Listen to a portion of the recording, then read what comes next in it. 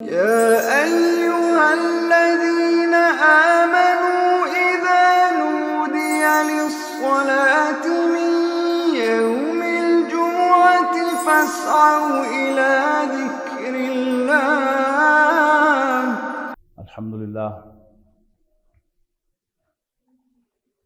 لله نحمده ونستعينه ونستغفره ونؤمن به ونتوكل عليه ونعوذ بالله من شرور أنفسنا ومن سيئات أعمالنا من يهده الله فلا مضل له ومن يضلله فلا هادي له ونشهد أن لا إله إلا الله وحده لا شريك له ونشهد أن سيدنا محمدا عبده ورسوله أرسله بالهدى ودين الحق ليظهره على الدين كله وكفى بالله شهيدا فصلى الله عليه وسلم تسليما كثيرا كثيرا أما بعد فأعوذ بالله من الشيطان الرجيم بسم الله الرحمن الرحيم طه ما أنزلنا عليك القرآن لتشقى إلا تذكرة لمن يخشى تنزيلا ممن خلق الأرض والسماوات العلى الرحمن على العرش استوى له ما في السماوات وما في الأرض وما بينهما وما تحت الثرى وإن تجهر بالقول فإنه يعلم السر وأخفى الله لا إله إلا هو له الاسماء الحسنى وهل اتاك حديث موسى اذ راى نارا فقال لاهلهم كثوا اني آنست نارا لعلی آتیکم منها بقبس او اجد علی النار ہدی۔ محترم بزرگوں، دوستوں، عزیزوں اور بھائیوں، آج میں نے آپ کے سامنے سورۃ طٰہٰ کی ابتدائی آیات تلاوت کی ہیں۔ قرآن مجید کی دو صورتیں بجا طور پر حضرت موسیٰ علیہ السلام کی سوانح حیات، ان کی بایوگرافی قرار دی جا سکتی ہیں۔ اگرچہ حضرت موسیٰ علیہ السلام کا ذکر پورے قرآن مجید میں پھیلا ہوا ہے، اگر ساری آیات کاؤنٹ کی جائیں تو 30 پاروں میں سے کوئی 2.5-3 پارے جو ہیں وہ ایسے قرار پائیں گے کہ جن میں حضرت موسیٰ علیہ السلام کا اور بنی اسرائیل کا تذکرہ ہے۔ اس سے ایک تو حضرت موسیٰ علیہ السلام کی غیر معمولی عظمت کا ثبوت ملتا ہے کہ انہوں نے قرآن مجید کا کوئی 10واں حصہ بلکہ 9واں حصہ آکوپائی کیا ہے۔ لیکن اس کی ایک خاص وجہ اور بھی میری سمجھ میں آتی ہے، وہ یہ ہے کہ قرآن مجید اولاً نبی اکرم صلی اللہ علیہ وسلم کے لیے رہنمائی اور ڈائریکشن تھی، اور پھر آپ کی وساطت سے آنے والے انسانوں کے لیے یہ ہدایت اور رہنمائی تھی۔ نبی اکرم صلی اللہ علیہ وسلم کو اللہ تعالیٰ نے مکہ مکرمہ میں مبعوث فرمایا، اور اللہ تعالیٰ کا کوئی کام وہ حادثتاً نہیں ہوتا۔ اللہ تعالیٰ کی پلاننگ ازل سے اس کا وہ حصہ ہوتا ہے۔ ہم بھی حادثتاً پیدا نہیں ہوئے کہ ہم میں سے کسی کا ماں باپ کوئی ہو گیا، کسی کا ماں کوئی ہو گیا بائی ایکسیڈنٹ، نو۔ اللہ تعالیٰ نے حضرت آدم علیہ السلام کی تخلیق سے پہلے یہ طے کیا ہوا تھا کہ میں کس ماں اور کس باپ کا بیٹا ہوں گا، اور آپ میں سے بھی ہر شخص اس طے شدہ پروگرام کے مطابق اللہ تعالیٰ کے ان طے شدہ فیصلوں کے مطابق کسی خاص خاتون اور کسی خاص مرد کا بیٹا بنا یا بیٹی بنا۔ نبی اکرم صلی اللہ علیہ وسلم کو اللہ تعالیٰ نے مکہ مکرمہ میں پیدا کیا۔ یہ اللہ تعالیٰ کا انتخاب تھا کہ پورے گلوب میں سے اللہ تعالیٰ نے مکہ مکرمہ کی سرزمین اور قبیلہ قریش کا انتخاب کیا کہ اس میں اللہ تعالیٰ اپنا آخری پیغمبر مبعوث فرمائے. اور وہ پیغام جب غور کریں گے تو کئی پہلو سامنے آئیں گے. میری ناقص سمجھ کے اندر بھی ایک پہلو آیا ہے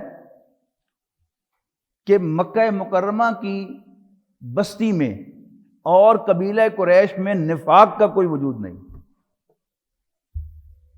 آپ غور کیجئے کہ نبی اکرم صلی اللہ علیہ وسلم مدینہ منورہ تشریف لائے تو ساتھ ہی منافقین کی ایک فوج بھی آ گئی. لیکن مکی زندگی میں یا کوئی نبی اکرم صلی اللہ علیہ وسلم کا مخالف ہے تو وہ ڈٹ کر مخالف ہے، کھلے عام مخالف ہے، یا آپ کا ماننے والا ہے تو ساتھ ہی وہ آپ کا جانثار ہے، آپ کے لیے جان قربان کرنے کو تیار ہے. یعنی ایک ایمان کی لائن ہے، اس کے ادھر مخالفت ہے تو جو ہی وہ لائن کراس کرتا ہے. حضرت عمر کی سب سے بڑی مثال کہ ننگی تلوار ہاتھ میں لے کر حضرت محمد صلی اللہ علیہ وسلم کو قتل کرنے کے لیے نکلے، لیکن وہ واقعہ سارا آپ کو معلوم ہے کہ جو ہی دل نے گواہی دی کہ یہ تو واقعی اللہ کا کلام ہے، یعنی نبی اکرم صلی اللہ علیہ وسلم واقعی اللہ کے رسول ہیں، تو ان کے خادم بن کر ان کی خدمت میں حاضر ہو گئے. منافقت نہیں ہے. تو نبی اکرم صلی اللہ علیہ وسلم کو جو ٹاسک دیا گیا تھا وہ بھی ایکسیڈنٹلی نہیں ہوا کہ مکے کی مخالفت کی وجہ سے آپ کو مکہ چھوڑنا پڑ گیا. یہ سب اللہ تعالیٰ کی پلاننگ تھی.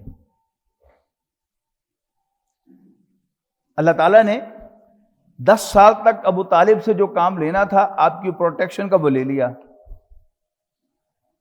اور اب اللہ تعالیٰ چاہتا تھا کہ آپ کو یہاں سے نکالے. اس کے لیے ابو لہب کو خاندان کا سربراہ بنوایا اللہ تعالیٰ نے، اور اس بدبخت کے ذریعے سے نبی اکرم صلی اللہ علیہ وسلم کو خاندان بنو ہاشم سے نکلوایا، اور پھر آپ کو اللہ تعالیٰ نے الٹرنیٹ بیس عطا کیا اپنی جد و جہد کے لیے، اور وہ مدینہ منورہ تھا. اب یہ مکی صورت ہے سورۃ طٰہٰ، اور دوسری صورت جسے نبی حضرت موسیٰ علیہ السلام کی بایوگرافی قرار دیا جا سکتا ہے وہ سورۃ القصص ہے. فرق کیا ہے کہ سورۃ طٰہٰ میں ڈرامائی انداز اختیار کیا گیا ہے، جیسے کسی ڈرامے یا مووی میں ایک دم مووی سٹارٹ ہو جاتی ہے درمیان میں سے، اور پھر کسی خاص جگہ پر جا کر پھر وہ پوری کہانی کھولی جاتی ہے. اور ایک ہوتا ہے کہانی کا انداز، وہ سورہ قصص میں ہے کہ حضرت موسیٰ علیہ السلام کی پیدائش سے کہانی شروع کی گئی، بلکہ اس سے بھی پہلے ایک قوم دوسری قوم پر ظلم کر رہی تھی، اللہ تعالیٰ کو مظلوم قوم پر رحم آیا، لہذا اس میں اللہ تعالیٰ نے حضرت موسیٰ علیہ السلام کو پیدا فرمایا. لیکن سورہ طٰہٰ کا انداز کیا ہے؟ پہلے کچھ بنیادی باتیں، طٰہٰ ما انزلنا علیک القرآن لتشقی، طٰہٰ اے نبی ہم نے آپ پر یہ قرآن اس لیے نازل نہیں کیا کہ آپ نامراد رہیں. یہ مادہ جو ہے تشقیٰ کا، یہ شین قاف یا ہے. اکثر لوگوں نے اس کا مادہ شین قاف قاف لیا ہے جس سے مشقت بنا ہے، اور شین کاف یا سے شقی بنا ہے، بدبخت، نامراد. اب یہ اس کہانی کے ساتھ مطابقت رکھتا ہے کہ نبی اکرم صلی اللہ علیہ وسلم کو یہ بتایا جا رہا ہے کہ اے نبی صلی اللہ علیہ وسلم ہم نے آپ پر یہ قرآن اس لیے نازل نہیں کیا کہ آپ نامراد رہ جائیں، آپ بامراد ہوں گے، آپ اپنی منزل تک پہنچیں گے. الا تذکرۃ لمن یخشی، مگر ہر ڈرنے والے کے لیے یہ نصیحت ہے. اور قرآن مجید کی نصیحت اسی شخص کے کام آتی ہے جو اللہ سے ڈرتا ہے، اللہ تعالیٰ کے سامنے کھڑے ہونے سے لرزتا ہے. یعنی آپ کو جگہ جگہ قرآن اکیڈمی میں یہ آیت لکھی ہوئی نظر آتی ہے، فذکر بالقرآن من یخاف وعید. میرے آفس کے باہر بھی یہ لکھی ہوئی ہے، ادھر قرآن مجیدوں کے اندر بھی لکھی ہوئی ہے، یہاں سامنے ممبر کے اوپر بھی لکھی ہوئی ہے۔ بس آپ نصیحت کریں ہر اس شخص کو جو میری ڈانٹ سے ڈرتا ہو۔ ہر شخص اس سے نصیحت حاصل نہیں کرے گا، ہاں کچھ ہوں گے اللہ سے ڈرنے والے جو قرآن مجید سے نصیحت حاصل کریں گے، اور پھر اللہ تعالیٰ انہی سے اپنا کام مکمل کرے گا۔ ایسا ہی ہوا نا، نبی اکرم صلی اللہ علیہ وسلم کو اللہ تعالیٰ نے جان نثار عطا کیے پہلے مکے میں، اور پھر مدینہ منورہ میں سے السابقون الاولون، اول ایمان لانے والے، سبقت لے جانے والے، پہل کرنے والے، وہ آپ کے دست و بازو بنے تو اللہ تعالیٰ نے آپ کو فتح نصیب فرمائی۔ اس کے بعد پھر آیت نمبر 9 میں فرمایا گیا حل اتاک حدیث موسیٰ، اے نبی صلی اللہ علیہ وسلم کیا آپ تک موسیٰ کی بات پہنچی، موسیٰ کی خبر پہنچی؟ یعنی کیسے موسیٰ کو علیہ السلام فرعون نے ان کی پیدائش سے پہلے مارنے کی کوشش کی۔ کوئی خواب آیا یا کسی نجومی نے بتایا کہ بنی اسرائیل میں ایک بچہ پیدا ہونے والا ہے جو اس کے تخت کے لیے خطرہ ہوگا۔ اس کا مسئلہ کوئی نہیں، تو اس نے بنی اسرائیل کی بستی میں اپنے سپاہی سفید کپڑوں میں اور یونیفارم میں بھیج دیے، جہاں کوئی بچہ پیدا ہوتا فوراً زبردستی ماں کی گود سے چھین کر اس کو قتل کر دیا جاتا، ذبح کر دیا جاتا۔ لیکن اللہ تعالیٰ بتانا کیا چاہتا ہے کہ دیکھو ہمارا بھی کمال دیکھو کہ ہم نے کیسے موسیٰ کی پرورش کی فرعون کے محل میں، اور کیسے ہم نے اسے کامیابی سے ہمکنار کیا۔ تو ہم نے بھی تمہارے لیے تم پر قرآن اس لیے نہیں اتارا صلی اللہ علیہ وسلم کہ تم نامراد رہو، تم کامیاب ہوگے۔ ڈو ایز ڈائریکٹڈ، ہم جیسے کہہ رہے ہیں کرتے چلے جاؤ، کرتے چلے جاؤ، کرتے چلے جاؤ، ہم تمہیں کامیابی سے ہمکنار کریں گے۔ اور کل 20.5 قمری سالوں کے اندر مکہ مکرمہ فتح ہو گیا۔ نبی اکرم صلی اللہ علیہ وسلم کی حکومت وہاں پر قائم ہو گئی، اور آپ کے ذریعے سے اللہ تعالیٰ کی حکمرانی عمل میں آ گئی۔ قرآن مجید میں حضرت موسیٰ علیہ السلام کی یہ کہانی، آپ کا یہ قصہ بڑی تفصیل سے بیان کیا گیا ہے، اور جیسا کہ میں بار بار خاص طور پر دورہ ترجمہ قرآن میں عرض کیا کرتا ہوں رمضان میں، کہ قرآن مجید زندہ کلام ہے، اس کی آیات پرانی نہیں ہیں، اس کے واقعات پرانے نہیں ہیں، یہ زندہ واقعات ہیں، زندہ کہانیاں ہیں۔ وہ سب کچھ جو قیامت تک اس دنیا میں ہوتا رہے گا قرآن مجید میں اس کا تذکرہ موجود ہے۔ یہ میرا اور آپ کا کام ہے کہ ہم ڈھونڈیں کہ وہ تذکرہ کہاں ہے۔ نبی اکرم صلی اللہ علیہ وسلم نے واضح طور پہ فرمایا تھا کہ انہا ستکون فتنۃ، حضرت علی اس روایت ہیں، اس حدیث کے راوی ہیں، فرماتے ہیں کہ ایک مرتبہ میں نے نبی اکرم صلی اللہ علیہ وسلم کو سنا یہ فرماتے ہوئے کہ ان قریب ایک فتنہ رونما ہوگا۔ قلتم المخرج منہا یا رسول اللہ، میں نے عرض کی اللہ کے رسول اس فتنے سے نکلنے کا راستہ کون سا ہوگا؟ قال کتاب اللہ، نبی اکرم صلی اللہ علیہ وسلم فرمایا اللہ کی کتاب۔ اور پھر آپ نے قرآن مجید کی مدح فرمائی، فیہ نبأ ما خبرکم ما قبلکم وخبر ما بعدکم وحکم ما بینکم، اس میں تم سے پہلوں کی خبریں ہیں۔ نبا کہتے ہیں اہم خبر کو، اس میں تم سے پہلے کے اہم واقعات کی خبریں ہیں۔ وخبر ما بعدکم، اور تمہارے بعد آنے والے حالات کی خبریں ہیں۔ وحکم ما بینکم، اور تمہارے آپس کے ڈسپیوٹس کے فیصلے ہیں۔ وہو الفصل لیس بالہزل، اور یہ ایک فیصلہ کن قول ہے، کوئی یاوا گوئی بکواس نہیں ہے، اہم ادھر ادھر نہیں ماریاں ہوئی ہیں، یہ فیصلہ کن قول ہے۔ من ترکہ من جبار قسمہ اللہ، جس نے تکبر کی وجہ سے اس کو چھوڑ دیا اللہ تعالیٰ اس کو پیس کے رکھ دے گا۔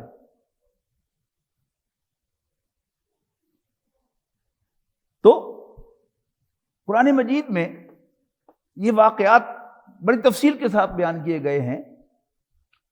نبی اکرم صلی اللہ علیہ وسلم کی زندگی میں قریش نے نبی اکرم صلی اللہ علیہ وسلم کے ساتھ کیا کچھ کیا وہ بھی قرآن مجید میں مذکور ہے، لیکن یہ ریفرنس دے کر نہیں ہے کہ یہ قریش یہ کر رہے ہیں اور یہ کر رہے ہیں، بس یہ جو تمہارے مخالفین ہیں یہ تمہیں نیچا دکھانے کی کوشش کر رہے ہیں، لیکن تم ڈٹے رہنا۔ اور وہ مختلف ہیلوں بہانوں سے نبی اکرم صلی اللہ علیہ وسلم کو کارنر کرنے کی کوشش کرتے ہیں، نیچا دکھانے کی کوشش کرتے ہیں، آپ کی اسٹریٹجیز کو ناکام بنانے کی کوشش کرتے ہیں، لیکن نبی اکرم صلی اللہ علیہ وسلم ڈٹے رہتے ہیں، یہاں تک کہ وہ آخری مرحلہ بھی آیا کہ جیسے میں نے عرض کیا کہ ابو طالب کو اللہ تعالیٰ نے ایک خاص کام اسائن کیا ہوا تھا، اس لیے نہیں کہ وہ مسلمان تھا اور یہ سمجھتا تھا کہ اللہ تعالیٰ کی طرف سے میری ذمہ داری ہے، اس خاندانی نظام کی وجہ سے وہ اپنی ذمہ داری سمجھتا تھا۔ جیسے ہمارے یہاں مختلف فیملیز ہیں، راجپوت ہیں، رائی ہیں، جاٹ ہیں، تو جاٹ جاٹ کے ساتھ کھڑا ہوتا ہے، رائی رائی کے ساتھ کھڑا ہوتا ہے، اور راجپوت راجپوت کے ساتھ، اور پٹھان پٹھان کے ساتھ کھڑا ہوتا ہے۔ یہ ہماری دیہاتوں کی روایت ہے، اس پر مجھے کچھ زیادہ کہنے کی ضرورت نہیں ہے۔ تو ابو طالب نبی اکرم صلی اللہ علیہ وسلم کے خاندان بنو ہاشم کا سربراہ تھا، تو وہ اس خاندانی روایت کے مطابق حضور صلی اللہ علیہ وسلم کے ساتھ کھڑا تھا کہ ساڈا منڈا ہے، خبردار ہاتھ لایا تھا۔ اس کے لیے میں نے کئی دفعہ وہ آپ کو مثال دی ہے کہ گاؤں کا کوئی نوجوان کوئی غلط حرکت کر دے تو گھر کے اندر بے شک اس کو جوتے بھی لگا لیں، لیکن خاندان سے باہر سارے اس کی فیملی کے لوگ اس کے پیچھے کھڑے ہوتے ہیں، تھانے میں، کچہری میں، سپریم کورٹ میں اس کے ساتھ جاتے ہیں۔ تو یہ تھا ابو طالب کا کردار کہ وہ آخری دم تک نبی اکرم صلی اللہ علیہ وسلم کے ساتھ کھڑا رہا۔ قریش نے کہا کہ اس کو ہمارے حوالے کرو، اس نے کہا نو وے۔ قریش نے کہا پھر ہم تمہارے پورے خاندان کا بائیک آؤٹ کر دیں گے، انہوں نے کہا کر دو، اور قریش نے کر دیا بائیک آؤٹ۔ کہنا آسان ہے، محرم سن 7 نبوی سے لے کر محرم سن 10 نبوی تک قبیلہ خاندان بنو ہاشم ایک تنگ گھاٹی کے اندر قید رہا، ادھر بھی اونچا پہاڑ، ادھر بھی اونچا پہاڑ، اور ادھر بھی پہرا ادھر بھی پہرا، لیکن ابو طالب نے ساتھ نہیں چھوڑا، نبی اکرم صلی اللہ علیہ وسلم نے سرنڈر نہیں کیا، ابو طالب نے ساتھ نہیں چھوڑا، یہاں تک کہ ابو طالب کی وفات کے بالکل قریب قریش کا ایک ہائی لیول ڈیلیگیشن آیا ہے ابو طالب کے پاس کہ پوچھو بھتیجے سے کیا مانگتا ہے، اسے مال چاہیے، جتنا مال کہے ہم دے دیتے، اسے بادشاہ چاہیے تو ہم بادشاہ بنانے کو بھی تیار ہے مکے کا، لیکن ہمارا بادشاہ، ہمارا بنایا ہوا بادشاہ۔ اور جو پاور سورسز ہوتی ہیں وہ ایسا ہی کرتی ہیں کہ کس کو بنانا ہے بادشاہ، لیکن وہ ہماری مرضی کے مطابق چلے گا۔ تو نبی اکرم صلی اللہ علیہ وسلم کو اللہ تعالیٰ نے ہم سب سے زیادہ عقل دی تھی، اس میں تو کوئی شک ہی نہیں کہ آپ سمجھدار آدمی تھے، آپ ان کے ٹریپ میں نہیں آئے۔ حالانکہ الٹیمیٹلی مکہ فتح کر کے آپ نے کیا کیا، حکومت ہی قائم کی نا، لیکن ایک ہے وہ حکومت جو آپ خود لڑ کر حاصل کرتے ہیں، اور ایک ہوتی ہے وہ حکومت کہ جو کوئی آپ کو اس منصب پر بٹھاتا ہے۔ ان دونوں میں زمین و آسمان کا فرق ہوتا ہے۔ آپ کو معلوم ہے کہ ہمارے ملک میں یعنی کچھ پاور بیسز جو ہیں وہ حکمران بٹھاتے رہے ہیں وقتاً فوقتاً، 2 سال کے لیے لایا اس کو ہٹا دیا، پھر 2.5 سال کے لیے دوسرا لایا اس کو ہٹا دیا، تو یہ سب کام ہمارے سامنے ہوتا رہا ہے، اور نبی اکرم صلی اللہ علیہ وسلم کو یہ پیشکش اسی کیٹیگری کی تھی۔ نبی اکرم صلی اللہ علیہ وسلم نے وہ پیشکش ٹھکرا دی، اور پھر ابو طالب کا انتقال ہو گیا، اور آپ کا دوسرا تایا ابو لہب وہ خاندان کا سربراہ بنا، اور وہ اول روز سے نبی اکرم صلی اللہ علیہ وسلم اور آپ کے والد کا دشمن تھا، لہذا اس نے آ کر نبی اکرم صلی اللہ علیہ وسلم کو کچھ عرصے کے بعد خاندان بنو ہاشم سے نکال دیا، بلکہ اس نے فیصلہ اس نے کرنا تھا، مینڈیٹ اس نے بنو ہاشم کے بڑوں سے لیا، ان کو کھانے پہ بلایا اور کھانا کھلا کر ذرا نبی کریم صلی اللہ علیہ وسلم نے کہا محمد ادھر آؤ نا سامنے، اور آپ سے سوال پوچھے عبد المطلب کے بارے میں تمہاری کیا رائے ہے، ابو طالب کے بارے میں آپ کی کیا رائے ہے، تمہاری کیا رائے ہے؟ تو جو صحیح بات تھی نبی اکرم صلی اللہ علیہ وسلم نے کہی، آپ سے یہ تو توقع نہیں کی جا سکتی تھی کہ آپ جان بچانے کے لیے آپ کوئی وہ بات جو خلاف واقعہ ہو وہ آپ کہہ دیتے، آپ نے کہی۔ تو ابو لہب نے پوچھا بنو ہاشم کے بڑوں سے کہ جو تمہارے بڑوں کے بارے میں یہ رائے رکھتا ہو کیا اس کو حق حاصل ہے کہ تمہارے خاندان کا فرد رہے؟ سب نے کہا نہیں، گٹ آؤٹ۔ یوں نبی اکرم صلی اللہ علیہ وسلم کو خاندان بنو ہاشم سے نکال دیا گیا، اور اس کے بعد آپ طائف گئے، وہاں سے جو ہوا آپ پر وہ آپ کو معلوم ہے، مجھے دہرانے کی ضرورت نہیں۔ واپس مکہ مکرمہ میں آ کر ایک مشرک کی پناہ لے کر آپ کو مکہ مکرمہ میں داخل ہونا پڑا۔ مطعم بن عدی اس شخص کا نام تھا، مشرک تھا، مسلمان نہیں تھا، مسلمان تو کوئی پناہ دے ہی نہیں سکتا تھا، وہ تو خود مجرم ہے ان کے نزدیک، لہذا ایک مشرک سے پناہ لیا آپ نے۔ اس نے کہا کہ آ جاؤ میری پناہ میں، آپ نے کہا فارملی پناہ دو۔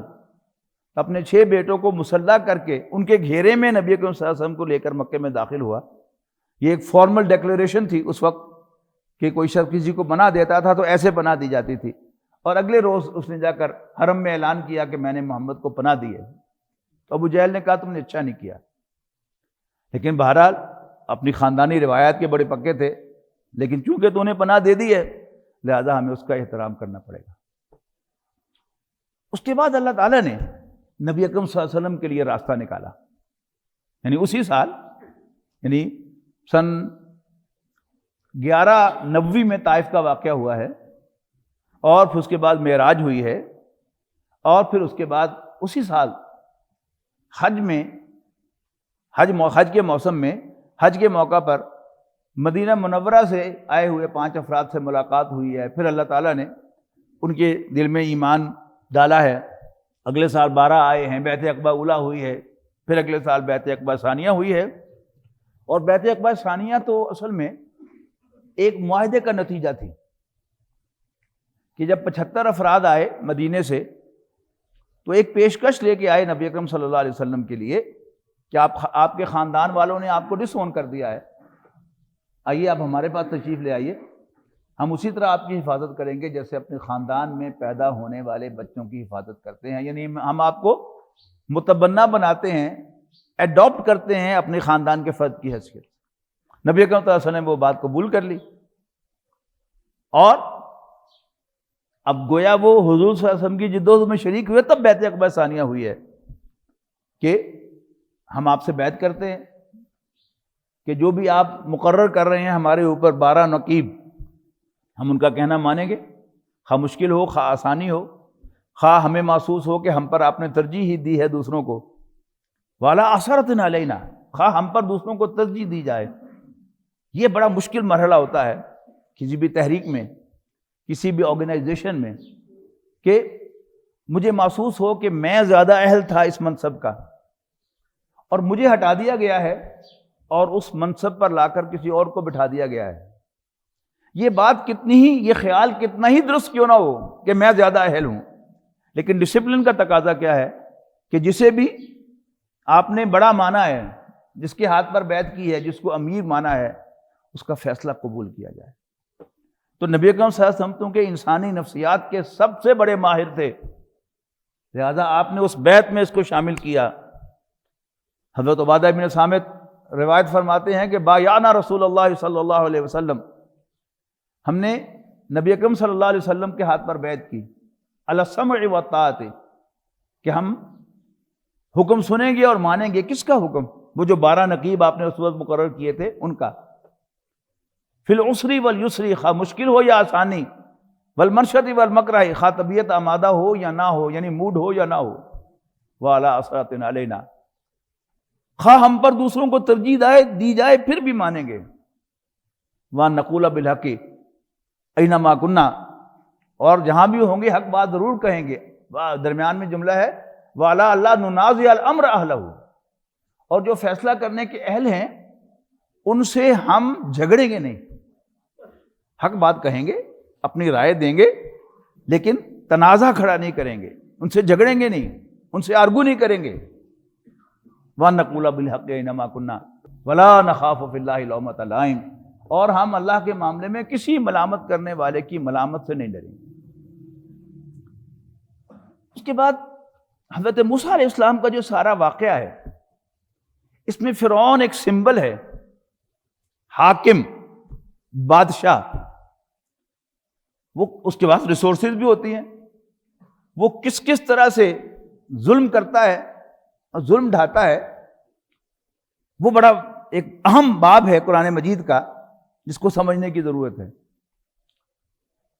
حضرت موسیٰ علیہ السلام، اللہ تعالیٰ نے بندوبست کیا کہ ایک دن عین دوپہر کے وقت جب سب لوگ کیلولہ کر رہے ہوتے ہیں، حضرت موسیٰ علیہ السلام گلیوں میں پھر رہے تھے، تو انہوں نے دیکھا کہ ایک ان کے اپنے خاندان بنی اسرائیل کا آدمی اور ایک شاہی خاندان کا آدمی آپس میں لڑ رہے ہیں، ہاتھا پائی کر رہے ہیں۔ تو جو اسرائیلی تھا، ان کے اپنے خاندان کا تھا، اس نے پکارا موسیٰ ذرا میری ہیلپ کریں۔ تو حضرت موسیٰ علیہ السلام نے اس کے دشمن کو، یعنی شاہی خاندان کے آدمی کو، ایک مکہ رسید کر دیا، اور وہ کسی ایسی جگہ لگ گیا جس سے موقع پر اس کی موت واقع ہو گئی۔ اب کسی کو پتہ نہیں، دوپہر کا وقت ہے، سب لوگ سو رہے ہیں، آرام کر رہے ہیں، کچھ پتہ نہیں قتل کس نے کیا۔ اگلے روز عین دن دہاڑے پھر موسیٰ علیہ السلام نے دیکھا کہ وہی شخص اسرائیلی ایک اور شخص کے ساتھ لڑ رہا ہے، اور اس نے پھر موسیٰ علیہ السلام کو مدد کے لیے پکارا۔ تو اب حضرت موسیٰ علیہ السلام غصے کے ساتھ اس کی طرف بڑے تو اس نے کہا کل بھی تو نے بندہ ایک مار دیا تھا۔ یوں بھرے بازار میں سب کو پتہ چل گیا کہ کل کے مقتول کا قاتل موسیٰ تھا۔ اس سے پہلے پتہ چل چکا ہوا تھا کہ موسیٰ علیہ السلام بنی اسرائیل سے تعلق رکھتے ہیں، لیکن پھر بھی بہرحال بادشاہ ان کو پال رہا تھا۔ لیکن اب کیا ہو گیا کہ پھر بادشاہ کے دربار میں یہ بات انڈر ڈسکشن آئی اور فیصلہ ہوا کہ پھر موسیٰ کو قتل کر دیا جائے۔ تو اللہ تعالیٰ نے ایک ہمدرد کو بھیجا، وہ شہر کے پرلے کنارے سے بھاگتا ہوا آیا اور اس نے موسیٰ علیہ السلام سے کہا کہ موسیٰ بھاگ جاؤ یہاں سے، تمہارے قتل کے فیصلے جو ہیں وہ شاہی دربار میں ہوئے ہیں، لہذا بھاگ جاؤ۔ تو حضرت موسیٰ علیہ السلام نے بھاگے وہاں سے منہ اٹھا کر، پیچھے مڑ کے نہیں دیکھا، یہاں تک کہ وہ بھاگتے بھاگتے جوتے بھی ٹوٹ گئے، کپڑے بھی پھٹ گئے، اور وہ مدین پہنچ گئے۔ اب مدین میں گاؤں کے اندر اب تو ہر گھر میں یہ پمپ لگ گئے ہیں نا پانی کے، تو ماضی قریب تک بھی، خاص طور پر وہ گاؤں جن کے اندر بجلی نہیں تھی، یا ہر گھر میں اتنی وسعت نہیں تھی کہ وہ پمپ لگا سکے، تو ایک سینٹرل ٹیوب ویل، اس سے آپ ذرا پیچھے چلے جائیں تو ایک مرکزی کنواں گاؤں کا، جو اصل لائف لائن ہے اس گاؤں کی، وہیں پر مویشی جو ہیں ان کو پانی پلایا جاتا ہے، وہیں سے گھڑے بھرے جاتے ہیں پینے کے پانی کے لیے، اسی سے اپنے نہانے کے لیے پانی حاصل کیا جاتا تھا کہ بڑی بڑی بالٹیاں بھر کر لے جا رہے ہیں نہانے کے لیے، یا مرد جو ہے وہ وہیں پر نہا رہے ہیں، اور عورتیں بھی کپڑے سمیت وہیں پر جو ہے وہ نہا رہی ہیں۔ تو یہ ایک وہ تھی چھام سین کے جو آپ کی نظروں میں ہوگا، جس چیز نے بھی وہ دیکھا ہے۔ تو مدین کے پانی کے کنویں پر حضرت موسیٰ علیہ السلام پہنچ گئے، پانی پیا، پیاس بجھائی، اور پھر درخت کے نیچے، یہ درخت بھی ایک خاص کلچر کا حصہ ہے، آج بھی وہ سینٹرل ٹیوب ویل جو ہے اس کے اوپر ایک بورڈ کا بڑا درخت یا پیپل کا بڑا درخت ہوتا ہے، تو درخت کے سائے میں ہو کے بیٹھ گئے، اور وہاں مختلف چرواہے اپنے جانوروں کو پانی پلا رہے تھے، اور حضرت موسیٰ علیہ السلام نے دیکھا کہ دو لڑکیاں وہ پیچھے کھڑی ہیں، اپنے بھیڑ بکریوں کو لے کر پانی نہیں پلا رہی۔ تو دیکھتے دیکھتے انہوں نے پوچھا کہ ہاں بھی تمہارا کیا مسئلہ، کیوں کھڑی ہو یہاں پر؟ انہوں نے کہا کہ جب تک چرواہے چلے نہیں جائیں گے، ہم حیا والی لڑکیاں ہیں، ہم مردوں کے اندر گھس کر پانی نہیں پلا سکتی، یہ چلے جائیں گے تو پھر ہم پانی پلائیں گے۔ حضرت موسیٰ علیہ السلام طاقتور تو تھے، جب ایک مکے سے بندہ مار دیا تھا تو آپ آگے بڑھے اور چاہا ہٹو کڑیوں نے پانی پیا دو، اور چلو پیاؤ پانی، وہ پانی پلا کر چلی گئیں، اور پھر یہ آ کر ایک درخت کے سائے میں پھر بیٹھ گئے اور کہا کہ ربی انی لما انزلت الی من خیر فقیر، ربا تو جو کچھ بھی مجھ پر نازل کرے میں اس کا محتاج۔ اب تھوڑی دیر کے بعد دونوں لڑکیوں میں سے ایک لڑکی آئی کہ ابا جان نے آپ کو بلایا ہے۔ قرآن مجید نے بڑی خوبصورت وضاحت کی ہے کہ حیا کے ساتھ چلتی ہوئی آئی، اس لیے کہ یہ سین کسی حد تک مشابہ ہے فلمی سینز کے، کہ جہاں کوئی ہیروئن کی مدد کوئی ہیرو کرتا ہے تو بس اس سے کہانی شروع ہو جاتی ہے۔ تو قرآن مجید نے وضاحت کی ہے کہ حیا کے ساتھ چلتی ہوئی آئی، اور پھر روایات میں آتا ہے کہ حضرت موسیٰ اس کے ساتھ چلے، وہ آگے آگے چل رہی تھی کہ ٹھہرا تو میرے پیچھے پیچھے آؤ تاکہ اس نامحرم خاتون پر نظر نہ پڑے۔ تو پیچھے سے وہ گائیڈ کرتی رہی کہ دائیں مڑ جائے مائیں مڑ جائیں، تو وہ اس بزرگ کے پاس پہنچے، شعیب ان کا نام بتایا ہے قرآن مجید نے، تو ان کو جا کر ساری کہانی بتائی، تعارف حاصل ہوتا نا کہ آپ کون ہیں، کہاں سے آئے ہیں، سارا تعارف اپنا کرایا۔ تو انہوں نے کہا کہ جی بس اب تم سیکیور جگہ پر ہو، امن میں ہو، گھبرانے کی کوئی ضرورت نہیں ہے۔ ظاہر ہے کھانا وانا کھلایا ہوگا، کچھ آرام کرنے کو کہا ہوگا۔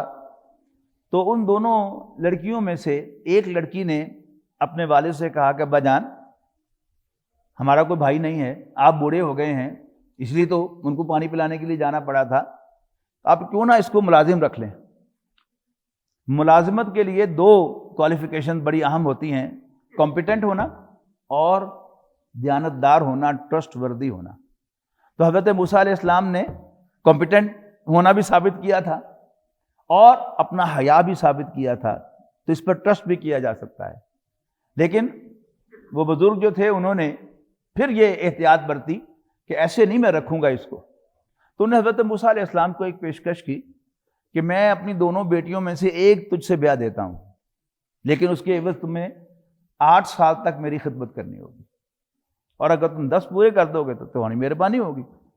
تو حضرت موسیٰ علیہ السلام نے ایگری کر لیا اور کہا کہ واللہ علی ما نقول وکیل، جو کچھ ہم کہہ رہے ہیں اللہ تعالیٰ اس پر نگہبان ہے، اللہ تعالیٰ اس پر گواہ ہے، اللہ تعالیٰ کی گارنٹی ہے اس پر۔ اور ساتھ ہی یہ کہا کہ وعدہ میں پورا کروں گا، لیکن وعدے کے بعد پھر آپ مجھے فورس نہیں کریں گے، میرا جی چاہے گا تو میں 10 سال 12 سال آپ کے پاس رہوں گا، لیکن 8 سال کے بعد میری کمٹمنٹ ختم ہو جائے گی۔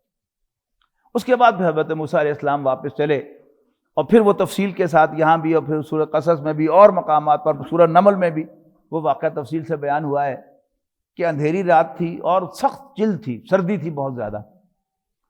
رات کے اندھیرے میں موسیٰ علیہ السلام راستہ بھول گئے، واپس تو جانا تھا مصر۔ اتنے میں حضرت موسیٰ علیہ السلام کو اوپر پہاڑ پر تھوڑی روشنی نظر آئی، تو حضرت موسیٰ علیہ السلام نے سمجھا کہ وہ اوپر پہاڑ پر کچھ لوگ آگ سیک رہے ہیں، تو میں جاتا ہوں ان کے پاس اور وہاں سے راستہ بھی پوچھتا ہوں، اور اپنی اہلیہ سے کہا کہ تمہارے لیے بھی کوئی انگارہ لے کے آتا ہوں تاکہ تم بھی سیک سکو۔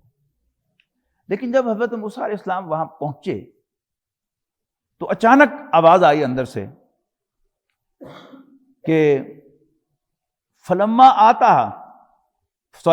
آتاہا نودیا یا موسیٰ۔ جب حضرت موسیٰ علیہ السلام اس آگ کے پاس پہنچے تو آواز دی گئی موسیٰ۔ اچھا اب رات کے اندھیرے میں ذرا کہانی کو فیل کریں، صحیح مزہ آپ کو آئے گا۔ رات کے اندھیرے میں خاموشی ہو تو وہاں کو تنکا بھی یوں کر سی کرے نا تو انسان کی جان نکل جاتی ہے۔ اس اندھیرے میں آواز آئی، اور آواز بھی اللہ تعالیٰ کی، کیا جلال ہوگا اس آواز کے اندر، تصور کیجئے ذرا۔ نودیا یا موسیٰ، آواز آئی موسیٰ انی انا ربک، میں تیرا رب ہوں، فخلع نعلیک، لہذا اپنے جوتے اتار دو، انک بالوادی المقدس طویٰ، تو طویٰ کی پاک وادی میں ہے۔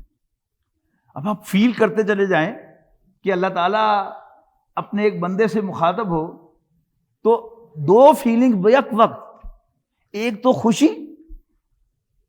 واہ واہ واہ واہ میرا رب مجھ سے مخاطب ہے، اور پھر رب کا جلال جو آواز میں جھلک رہا ہوگا، تو اس فیلنگ کو محسوس کیجئے۔ انک بالوادی، فخلع نعلیک، جوتے اتار دے، انک بالوادی المقدس طویٰ، تو طویٰ کی مقدس وادی میں ہے، وانا اخترتک، اور میں نے تجھے پسند کر لیا ہے، میں تمہیں سلیکٹ کر لیا ہے، فاستمع لما یوحیٰ، بس جو بھی میں تم پر وحی کرتا ہوں اس کو غور سے سن. انی انا اللہ لا الہ الا انا، میں ہی اللہ ہوں، میرے سوا کوئی عبادت کے لائق نہیں ہے. فاعبدنی، بس میری عبادت کر. واقم الصلاۃ لذکری، اور مجھے یاد کرنے کے لیے نماز قائم کر. اس کے بعد حضرت موسیٰ علیہ السلام مصر میں پہنچے. وہیں پر اللہ تعالیٰ نے کہا کہ جاؤ فرعون کے پاس. آگے وہ آیات آ رہی ہیں، میں مختصر کر رہا ہوں. فرعون کے پاس جاؤ، وہ سرکشی پر اتر آیا ہے، اور اس کو خبردار کرو، اس کو ڈراؤ. تو اللہ تعالیٰ نے پوچھا کہ یہ تمہارے دائیں ہاتھ میں کیا ہے؟ ان کے ہاتھ میں ان کا عصا تھا. حضرت موسیٰ نے فرمایا کہ یہ عصایا، یہ میرا عصا ہے. اتوکل علیہا، میں اس سے سہارا لیتا ہوں. واحش بہا علی غنمی، اور میں اس کے ذریعے سے اپنی بکریوں پر پتے جھاڑتا ہوں. ولی فیہا مآرب اخری، اور میرے اس میں اور بھی بہت سے فائدے ہیں. تو اللہ تعالیٰ نے فرمایا القیہا یا موسیٰ، موسیٰ اس عصا کو زمین پر پھینک دو. تو حضرت موسیٰ علیہ السلام نے وہ عصا زمین پر پھینکا تو اچانک ایک اژدہا بن گیا، سانپ بن گیا، یوں کھڑا ہو گیا سامنے. موسیٰ علیہ السلام ڈر گئے. قال خذھا، اللہ تعالیٰ نے فرمایا کہ اس سانپ کو پکڑ لو. ولا تخف، ڈر مت. سنعیدھا سیرتھا الاولی، میں اس کو واپس اپنی اصل شکل میں لوٹا دوں گا. پھر فرمایا کہ ذرا اپنا ہاتھ گریبان میں سے اندر لے کے جاؤ. تخرج بیضاء من غیر سوء آیۃ اخری، یہ سفید ہو کر نکلے گا ایک دوسری نشانی بن کر تمہارے لیے. لنریک من آیاتنا الکبریٰ، تاکہ ہم تجھے اپنی بڑی بڑی نشانیاں دکھائیں. اذهب الی فرعون انہ طغی، فرعون کے پاس جا، وہ سرکش ہو رہا ہے. اللہ تعالیٰ نے سے نبی حضرت موسیٰ علیہ السلام نے ایک درخواست پیش کی. قال رب اشرح لی صدری، یعنی کسی بادشاہ کے سامنے بات کرنا یہ بڑے مشکل کاموں میں سے ہوتا ہے. باس کے سامنے جانے سے بھی انسان ڈرتا ہے، تو بادشاہ کے سامنے جانے سے تو ظاہر ہے اور زیادہ ڈر ہونا چاہیے. تو نے دعا کی رب اشرح لی صدری، میرا سینہ کھول دے. مراد کیا ہے کہ جب انسان کو کسی کام کے لیے آمادگی ہوتی ہے تو اس کو سانس لینے میں کوئی دقت نہیں ہوتی، ایسے اس کا سینہ کھلا ہوا ہے. اور جس کام میں انسان کو آمادگی نہ ہو تو ایسا معلوم ہوتا ہے جیسے اس کی سانس جو ہے وہ رک رہی ہے. تو یہ کیا ہے؟ تنگ سینہ اور کھلا سینہ. ویسر لی امری، اور میرے کام کو آسان بنا دے. واحلل عقدۃ من لسانی، اور میری زبان کی گرہ کو کھول دے. یفقہوا قولی، تاکہ لوگ میری بات سمجھیں. ساتھ ہی درخواست پیش کی وجعل لی وزیرا من اہلی. وزر کہتے ہیں کمر کو جس پر بوجھ ڈالا جاتا ہے، اور وزیر کہتے ہیں بوجھ اٹھانے والے کو. یہ تو ہمارے سامنے ہی ہے کہ ہمارے وزراء جو ہیں ان کی کمر ٹوٹ رہی ہوتی ہے بوجھ اٹھا کر، یعنی ہیلپر کے معنوں میں آتا ہے میرا بوجھ بانٹنے والا. وجعل لی وزیرا، مجھے عطا کر ایک وزیر، بوجھ بانٹنے والا. من اہلی، میرے اپنے گھر والوں میں سے. یعنی ہارون اخی، میرے بھائی ہارون کو بھی میرا اسسٹنٹ، نائب بنا دے، ہیلپر بنا دے. اشدد بہ ازری، اس سے میری کمر کو تقویت پہنچا. واشرکہ فی امری، اور اسے میرے کام میں شریک کر. کئی نسبحک کثیرا ونذکرک کثیرا، تاکہ ہم تیری بہت زیادہ تسبیح کریں اور تجھے بہت زیادہ یاد کریں. انک کنت بنا بصیرا، بے شک تو ہمیں دیکھ رہا ہے. اب اگلا سین کیا ہے کہ حضرت موسیٰ اور حضرت ہارون فرعون کے بھرے دربار میں پہنچ گئے. اب سب لوگ پہچانتے تھے، ظاہر ہے وہیں سے تو گئے تھے. اور موسیٰ علیہ السلام تو بہرحال متبنہ کی حیثیت سے بھی، بادشاہ کے بیٹے کی حیثیت سے بھی، شہزادے کی حیثیت سے بھی رہے تھے. اور یہ بھی اب سب کو پتا تھا کہ اس نے ہمارا بندہ قتل کیا ہوا ہے. لیکن اللہ تعالیٰ نے ہمت دے دی، بالکل بے خوف نڈر ہو کر موسیٰ کے بھرے دربار میں پہنچ گئے. اور اس سے جا کر کہا کہ ہم دونوں تیرے رب کی طرف سے بھیجے ہوئے ہیں. ہم دونوں تیرے رب کی طرف سے بھیجے ہوئے ہیں اور تو بنی اسرائیل کو ہمارے ساتھ بھیج دے. یعنی یہ بات ذرا سورہ قصص میں جا کر تفصیل سے آئے گی کہ ہم نے ایک قوم دوسرے پر ظلم کر رہی تھی تو ہمیں اس قوم پر رحم آیا تو ہم نے موسیٰ علیہ السلام کو پیدا کیا. تو موسیٰ علیہ السلام کا جو بنیادی مشن تھا وہ بنی اسرائیل کو فرعون کے پنجے سے، اس کی غلامی سے نجات دلانا تھا. لہذا موسیٰ علیہ السلام نے پہلی ہی ملاقات میں یعنی ٹھا کر کے اس کو کہہ دیا کہ بنی اسرائیل کو میرے ساتھ بھیج دو. اب فرعون کا ریئیکشن کیا ہے وہ ہے اصل میں جس پر میں ذکر کیا تھا نا کہ حکام کیا کچھ کیا کرتے ہیں، وہ آپ کو اس پوری کہانی کے اندر بڑا خوبصورتی سے ملے گا. صرف ایک غلطی ہے جس کی میں انشاءاللہ نشاندہی کروں گا کہ ہمارے حکمرانوں سے کیا غلطی ہو رہی ہے. اب فرعون نے کیا کیا، پہلی نظر میں پہچان گیا کہ موسیٰ اللہ کا رسول بن کے آ گیا ہے. اچھا اب اس نے پوچھا کہ کوئی نشانی ہے تو لاؤ. تو حضرت موسیٰ علیہ السلام نے وہ عصا ہاتھ میں تھا یوں پھینکا، وہ سانپ بن گیا، اژدہا بن گیا، اور پکڑا تو دوبارہ لاٹھی بن گیا. اور اس کے بعد پھر اپنا حال یوں گریبان میں سے بغل میں لے کے گئے اور نکالا تو بالکل سفید ہو گیا. انہوں نے کہا یہ 2 نشانیاں میرے پاس اللہ کی طرف سے. اچھا اب موسیٰ علیہ السلام یہ نشانیاں دکھا رہے تھے. اب فرعون نے ایک چال چلی. اب وہ چال کیا ہے کہ اس نے ثابت کرنا چاہا کہ یہ موسیٰ اللہ کا رسول نہیں ہے، یہ جو دکھا رہا ہے یہ اللہ کی نشانیاں نہیں ہیں، یہ جادو ہے. جادو کیا ہے؟ یہ تو عام لوگ کرتے ہی ہیں. اب نبی اکرم صلی اللہ علیہ وسلم جو کلام پیش کر رہے تھے قرآن مجید وہ اللہ کا کلام تھا، اور مکے کا ہر ذی شعور شخص سمجھتا تھا کہ یہ انسانی کلام نہیں ہے، ہم ایسا کلام نہیں کہہ سکتے. لیکن وہ مانتے تھے یہ کلام تو بہت اچھا ہے، تم شاعر ہو، تم شاعری کر رہے ہو. یعنی ان کا تقاضا کیا تھا کہ اے محمد صلی اللہ علیہ وسلم تم بہت اچھا کلام کہہ رہے ہو، ہم تمہارے گلے میں ہاتھ ڈالتے ہیں کہ ہم سید الشعراء، انٹلیکچوئلز کا بادشاہ ماننے کو تیار ہیں. آپ کہتے ہیں نہیں یہ میرا کلام نہیں ہے، یہ اللہ کا کلام ہے. اب دیکھ اصل جو ساری گفتگو ہے وہ کیا ہے کہ ایک نشانی ظاہر ہو رہی ہے. اب مکے کے سرداروں کی کوشش کیا ہے کہ اس کو حضور صلی اللہ علیہ وسلم کا کلام قرار دیا جائے اور حضور یہ کہہ دیں. آپ کہتے ہیں نہیں یہ اللہ کا کلام ہے. بالکل وہی چیز جو ہے وہ یہاں ہے. یعنی نبی اکرم صلی اللہ علیہ وسلم کے لیے اول رہنمائی ہے نا کہ فرعون نے کہا کہ ہاں یہ جادو ہے، یہ بہت بڑا جادوگر ہے. مجھے نہیں، میں جادوگر نہیں ہوں، یہ اللہ کی نشانیاں ہیں. تو قریش تقاضا کر رہے ہیں اوہ واہ واہ بہت اعلیٰ کلام ہے، یہ شعراء کا، انٹلیکچوئلز کا بادشاہ ہے. آپ کہتے ہیں نہیں یہ میرا کلام نہیں ہے. اور اللہ تعالیٰ نے ایسا پکا بندوبست کیا ہوا تھا کہ نبی اکرم صلی اللہ علیہ وسلم کو الف بے بھی پڑھنی نہیں آتی.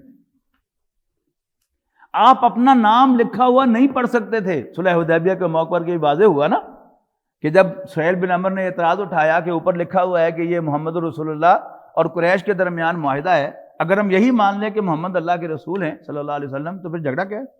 لکھو یہاں پر یہ محمد بن عبداللہ اور قریش کے درمیان معاہدہ ہے. آپ نے ایکسیپٹ کیا اس کا اعتراض. آپ نے حضرت علی سے کہا، وہ لکھنے والے وہ تھے کہ علی ہاں ٹھیک کر دو. تو حضرت علی نے بھی اپنا اعتراض اٹھایا کہ یہ اللہ کو رسول آپ کو نہیں مانتے، میں تو مانتا ہوں، میں کیسے کاٹ سکتا ہوں. تو نبی اکرم صلی اللہ علیہ وسلم نے حضرت علی سے قلم پکڑا اور کہا بتاؤ یہ رسول اللہ کا لفظ کہاں لکھا ہوا ہے. آپ نے اس پر لکیر پھیر دی. اس کا مطلب ہے کہ آپ الف بے بھی نہیں پڑھ سکتے تھے. اللہ تعالیٰ نے کیسا پکا بندوبست کیا ہوا تھا. اور دوسرا، شعر کے ساتھ آپ کو کوئی مناسبت ہی نہیں تھی. شعر آپ کو یاد ہی نہیں ہوتے تھے. ایک موقع پر نبی اکرم صلی اللہ علیہ وسلم نے کوئی شعر پڑھا تو اس شعر کے پڑھنے میں آپ سے کوئی غلطی ہوئی. اللہ تعالیٰ نے کروائی نا بتانے کے لیے کہ آپ شاعر نہیں ہیں. تو حضرت ابوبکر صدیق مسکرائے نے کہا میں گواہی دیتا ہوں کہ آپ اللہ کے رسول ہیں. کہ شعر سے تو آپ کو دور سے کوئی سروکار نہیں ہے. تو ان کا تقاضا کیا تھا کہ تم کہو یہ میرا کلام ہے، ہم تمہارے گلے میں ہاتھ ڈالتے ہیں. آپ نے کہا نہیں یہ میرا کلام نہیں ہے. موسیٰ علیہ السلام کہہ رہے ہیں کہ اللہ کی نشانیاں ہیں، وہ کہہ رہے ہیں کہ یہ جادوگر ہے. اس کے بعد پھر جیسے ہماری سیاست میں یعنی آج سے کوئی 20-25 سال تک آپ کو یاد ہوگا کہ جب بھی کسی سیاستدان کے بارے میں یا کسی بڑے کے بارے میں یہ کہا جاتا تھا کہ یہ انڈیا کا ایجنٹ ہے تو اس کی ساری جو کریڈیبلٹی صفر ہو جایا کرتی تھی. یہ تو پچھلے کچھ 15-20 سال ہیں کہ جن کے اندر اب یہ انڈو ہوا، کس کی محنت سے ہوا، کس کی کوشش سے ہوا، یہ بھی آپ ڈھونڈیں. اس لیے کہ عبدالستار ایدھی مرحوم کے بارے میں یہ آیا کہ وہ انڈیا کے ساتھ ان کا الیک سلیک ہے تو کچھ بھی نہیں ہوا. لیکن آج سے 25 سال پہلے 30 سال پہلے ایسا نہیں ہو سکتا تھا. اب کیا ہوا، سیاسی بیان دیا فرعون نے کہ یہ 2 جادوگر ہیں جو تمہیں تمہاری سرزمین سے نکالنا چاہتے ہیں، تو بتاؤ پھر کیا کرنا چاہیے. تو یہ سیاسی بیان. تو جو سیاستدانوں کی گفتگو ہوتی ہے، ایک اس میں الفاظ میں کوئی بات کہی جا رہی ہوتی ہے اور ایک اس میں بٹوین دا لائنز ایک بات ہوتی ہے. مقصد کیا ہے کہ پھر موسیٰ علیہ السلام کو اس نے کوئی کریڈیبلٹی نہیں دینی اور جو عوام الناس ہیں ان کو ان کے خلاف اکسانا ہے. اس کے لیے کیا کیا، اس نے کہا کہ یہ جادوگر ہیں. ایک تو یہ الزام لگایا اور دوسرا کہا کہ یہ تمہیں تمہاری سرزمین سے نکالنا چاہتے ہیں، تو ماذا تامرین، تو پھر تم مجھے کیا مشورہ دیتے ہو. اپنے درباریوں سے کہا. آج بھی ایسے ہی ہوگا، وہ موجودہ حکمران ہوں، سابقہ ہوں، اس سے پہلے ہوں، ایسا ہی ہوتا ہے. پھر ایک موقع پر موسیٰ علیہ السلام کے بارے میں فرعون کے درباریوں نے کہا کہ بادشاہ سلامت. اور یہ بھی ہمیشہ ہوتا ہے، یاد رکھیے گا کہ جب بادشاہ اپنی پوری طاقت میں ہوتا ہے تو وہ چھوٹی موٹی چیزوں کو لفٹ نہیں کراتا. یعنی کیبنٹ کے اندر وزراء جو ہیں وہ وزیر اعظم کو مشورہ دیں گے کہ یہ لیڈر آف دی اپوزیشن جو ہے یہ بہت زیادہ سر پہ چڑھتا جا رہا ہے، اس کو اریسٹ کرنا چاہیے. تو وزیر اعظم صاحب کہتے ہیں نہیں، کب ڈرا سکتے ہیں مجھ کو، اشتراکی کوچا گر، یہ پریشان روزگار، اشفتہ مغز اشفتہ ہوں. نہیں ایسے میں اس کو لیڈر بناؤں گرفتار کر کے. کیا کریں گے ہم، سنقتل ابناءہم ونستحیی نساءہم، تو ہم ان کے بیٹوں کو قتل کریں گے بنی اسرائیل کے اور ان کی عورتوں کو زندہ چھوڑیں گے. یہ بیٹوں کو قتل کرنے سے مراد کیا ہے کہ ڈسٹرکٹ لیول کے 3-4 سیکرٹری صدر جو نوجوان ہوں گے ان کو مار دو. نتیجہ کیا نکلے گا کہ اب باقی کچھ نوجوان تو ویسے ہی ڈر جائیں گے موت سے، اور جو جوش اور جذبہ رکھتے ہوں گے ان کے والدین اور ان کی بیویاں گھر سے نکلنے دیں گی ان کو، تو یوں تحریک جو ہے مر جائے گی. لیکن موجودہ حکومت سے تھوڑی سی ایک غلطی ہوئی ہے کہ انہوں نے لڑکوں کو مارنے کی بجائے ٹاپ لیڈرشپ کو پکڑنا اور مارنا شروع کر دیا ہے، اس لیے وہ ناکام ہو گئے ہیں. اگر وہ قرآن مجید سے رہنمائی لیتے تو شاید تحریک انصاف کب کی ختم ہو چکی ہوتی. تو یہ قرآن مجید کی ساری ہدایات ہیں کہ اقتلوا سنقتل ابناءہم، ہم ان کے لڑکوں کو قتل کریں گے، ونستحیی نساءہم، اور ہم ان کی عورتوں کو زندہ چھوڑیں گے. انشاءاللہ آئندہ جمعے کے اندر بھی ہم اس کو جاری رکھیں گے. وقت اوپر ہو گیا ہے، آج اسی پر اکتفا کریں گے. بڑی دلچسپ کہانی ہے حضرت موسیٰ علیہ السلام کی. یعنی مجھے تو سیاست جو ہے ساری قرآن مجید میں سے میں نے پڑھی ہے، کوئی واقعہ مجھے ان یوزول نظر نہیں ہوتا یہ کیا ہو گیا. میں کہتا ہوں کہ بالکل ایسا ہی ہونا تھا، قرآن مجید میں یہی کچھ لکھا ہوا ہے. بارک اللہ لی ولکم فی القرآن العظیم ونفعنی وإیاکم بالآیات والذکر الحکیم.